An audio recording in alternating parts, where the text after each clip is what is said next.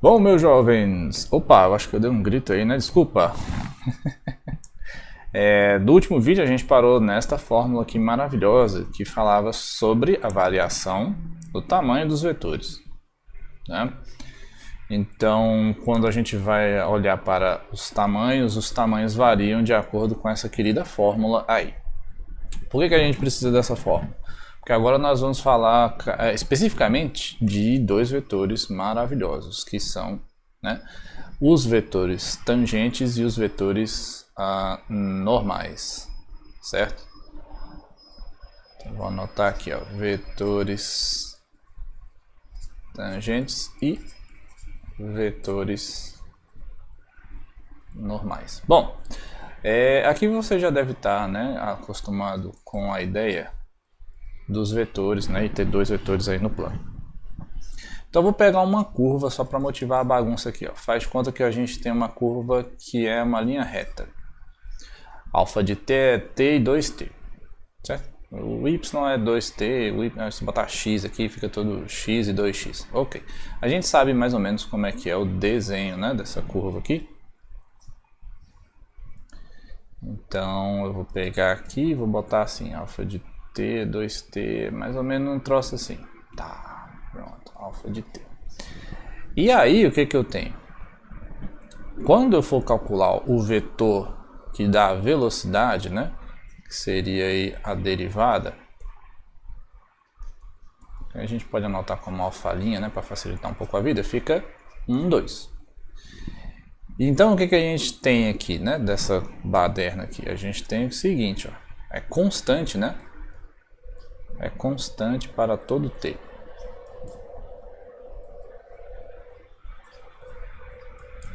E o que que significa uma coisa ser constante, né?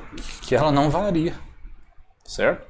Então, para todo t que você olhar, ó, aqui vai estar o alfa', né?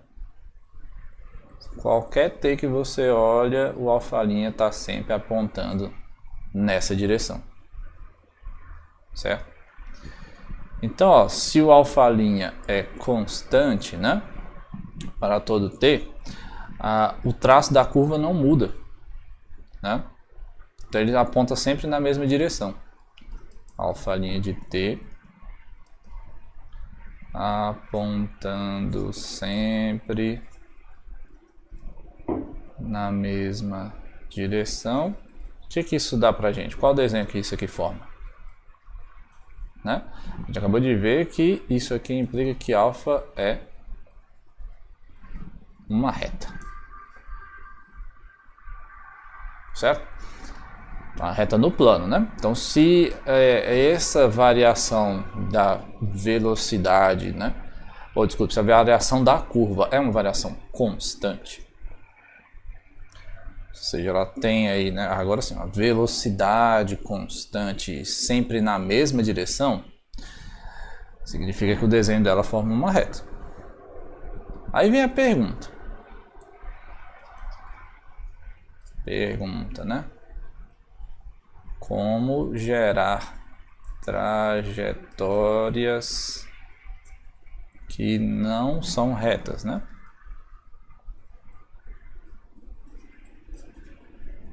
Como é que a gente faria isso? A gente faria isso o quê? Variando quem? Aquele alfa', né? Então, se a gente começa a variar o alfa', que é a direção tangente, a trajetória vai deixar de ser reta. Faz sentido? Então, a pergunta, como é que a gente gera, né, coisas não retas? Variando o vetor alfa' de t. Então aqui eu vou deixar um desenho só para a gente ver como é que ficaria essa bagunça. Então assim, ó, faz de conta que você calcula o vetor alfa' no ponto inicial lá, ó, e aí ele está apontando para cá. Alfa' de t1. Aí a gente faz o seguinte, olha, eu queria, para não deixar o negócio reto, que aqui é o que, né? Nesse ponto, se fosse uma partícula, ela teria a tendência de caminhar para cá. Aí a gente fala, não, quando chegar bem aqui, ó, Eu vou botar assim, eu quero que ela vá um pouquinho para cá. Aí o que acontece? Esse novo alfa linha, ele vai estar apontando um pouquinho para cá, ó, porque você somou esse vetor aqui na ponta. Aí o alfa linha de T2. Aí você vai falar, não, eu quero mudar um pouquinho aqui, ó, vou botar mais um tiquinho para cá, assim. Aí o próximo já vai estar mais virado para a esquerda, né? Alfa linha de T3. Tá vendo? Então, ó, como é que a gente faz coisas que não são retas, né? Mudando a direção do alfa linha. Alfa linha de T4. Não é fácil, tá? Vou responder esse sistema aqui, porque ele é um sistema de equações diferenciais. Mas aí, mais ou menos, a gente teria o seguinte, ó, que a trajetória ela vai fazendo uma coisa assim, né? Ó. Que bonitinho, né? Então aqui, ó, com essas variações, né, no vetor alfa linha, a gente consegue fazer trajetórias que não são curvas. Belezura? Então é isso que a gente vai investigar um pouquinho neste vídeo. Como construir, né, com esses vetores normais e vetores tangentes. Espera aí que a minha bateria está acabando. A gente vai ver um pouquinho nesse vídeo como caracterizar esses vetores. Opa, calma que dá uma loucura. Espera, pronto. Então tá bom. A gente sabe o seguinte. A gente tem que somar um vetorzinho aí para alterar a trajetória de uma linha reta.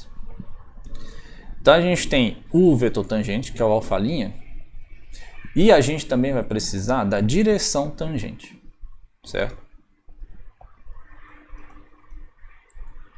Direção tangente.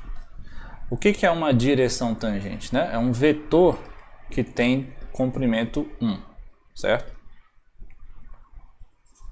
Vou anotar aqui, ó, vetor tangente de comprimento 1. Por que a gente precisa, né, de um vetor tangente que tenha norma 1? Porque o alfa linha em si, ele guarda a informação sobre a variação da curva. E aí ele aponta na direção tangente, mas o tamanho dele vai influenciar em algumas contas que a gente vai fazer. Então a gente, para não pegar esse tamanho, né, e fazer os nossos cálculos dependerem do tamanho, a gente define a direção tangente, que é dada por um vetor maravilhoso, que é o vetor tangente unitário, certo? Vetor tangente unitário. A gente precisa desse cara porque o que vai ser um vetor tangente? Vocês lembram lá de álgebra linear, né? O que é um vetor unitário? Álgebra linear. Você lembra, né? Como é que faz um vetor unitário? O vetor unitário, você pega o V e divide pelo tamanho do próprio V, né? Então, para a gente pegar um vetor tangente unitário, esse vetor eu vou chamar de T maiúsculo, de T, vai ser alfa linha sobre o tamanho do alfa linha. Certo? Isso aqui é o que a gente chama de vetor tangente unitário. Tá bom? E aí o que acontece? Ele aponta, né, para as direções tangentes à curva. Aponta na direção tangente à curva, certo? Então, por exemplo, às vezes o alfa linha, você está lá fazendo uma curva, digamos, no seu carro e você está andando vai acelerado no meio de uma curva, né? A velocidade que você está desenvolvendo vai aparecer no alfa linha, mas a direção vai aparecer com esse T, certo? Às vezes eu vou botar só o T e talvez eu bote uma setinha em cima, não sei ainda, vou ver direito, porque a ideia é que ele não dependa tanto desse parâmetro T, certo? Então olha só, né? Olha só, que maravilha. temos o seguinte, que o tamanho desse t vai ser sempre igual a 1 para todo t, né? Vou anotar isso. Para todo tzinho pequeno, certo? Dá conta de mostrar que isso aqui é 1? Se você botar a norma aqui, né, vai ficar norma de alfalinha sobre norma de alfalinha e dá 1. Não é, jovens? Então ele é um vetor de tamanho 1. Ou seja, o tamanho dele não varia. Olha só que maravilha, né? Você lembra daquela fórmula lá que a gente estudou aqui, ó? A derivada do tamanho de um vetor, não sei o que. Nós vamos utilizar essa bagunça agora. Por que eu vou utilizar essa bagunça agora? Porque eu vou ter uma direção que é tangente, que é dada por esse t. Deixa eu abrir uma nova página aqui, né? Então, eu vou ter assim, o alfa. Eu vou botar só o alfalinha para não ficar tão confuso, tá?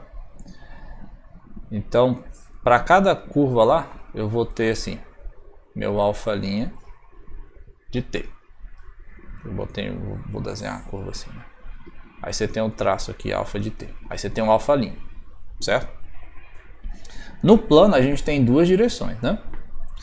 Quais cores eu vou usar pro t? Eu vou usar esse laranja aqui pro alfa, não, ou esse verde. Eu não queria usar o verde, mas tudo bem. Então eu tenho o alfalinha. Aí eu tenho o t, que é um vetor unitário, certo? E ele está na mesma direção do alfalinha, certo? O que a gente vai fazer? Para medir as variações deste alfalinha, que é o vetor tangente, a gente vai medir as variações com um vetor ortogonal a esse t. E esse vetor ortogonal a gente vai chamar ele de normal, certo? Então eu vou escrever aqui, ó, uma direção normal, certo? Então a gente tem o t, que é a direção tangente,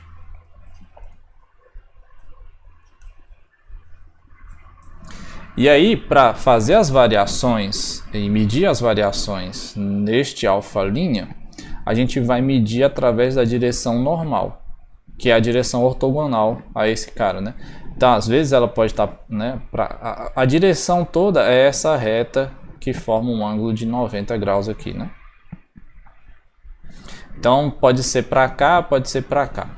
Geralmente, se fosse olhar nesse movimento aqui do alfa de t, esse vetor tangente está variando para baixo, né? Eu devia botar ele aqui, né? Eu vou botar ele para baixo para você ficar mais tranquilo. Porque para você fazer esse movimento que eu botei aqui, a gente teria que puxar esse vetor tangente um pouquinho para baixo aqui, né? E aí a gente vai olhar para as variações desse vetor aqui nessa direção normal.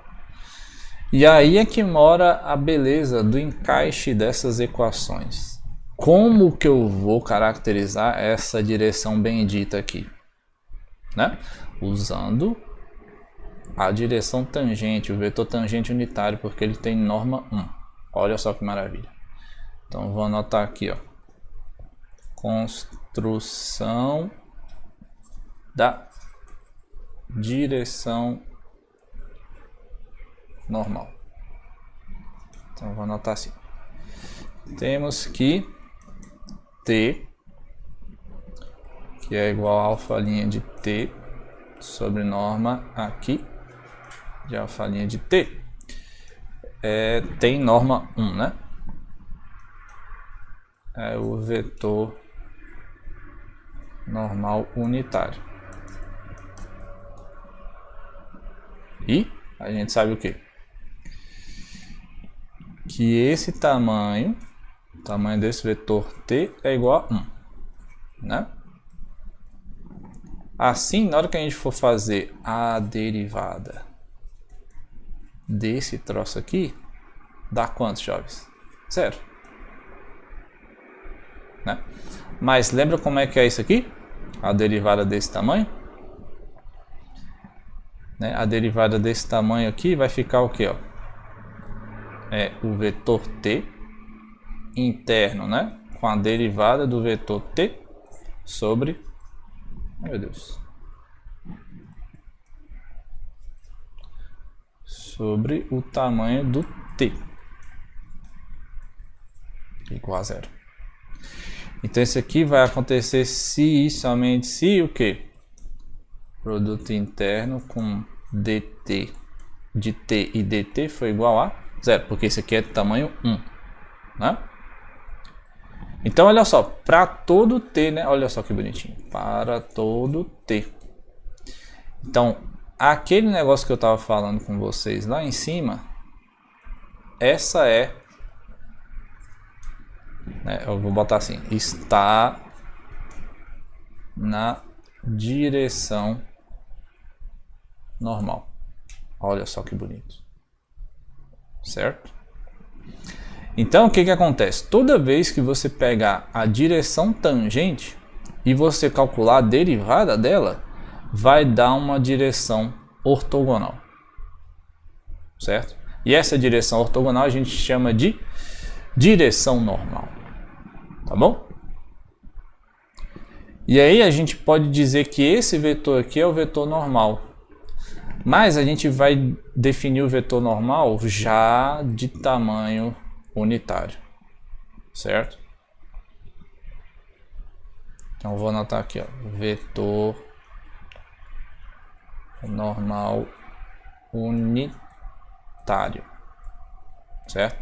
A gente vai ter que pegar ele já unitário para simplificar um pouco as contas. Então ele é a derivada desse cara.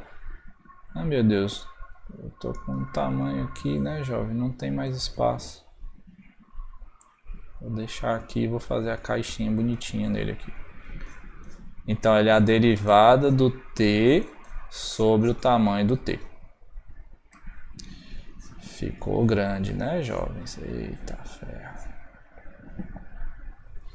Então esse cara aqui é o vetor normal unitário e a gente vai precisar desse cara para fazer algumas contas, certo? Então, antes de terminar o vídeo, eu vou fazer só algumas observações a respeito desses dois caras. Então, são o principal desse vídeo: vetor tangente unitário e a direção normal, certo? Duas observações aqui importantes. Observações.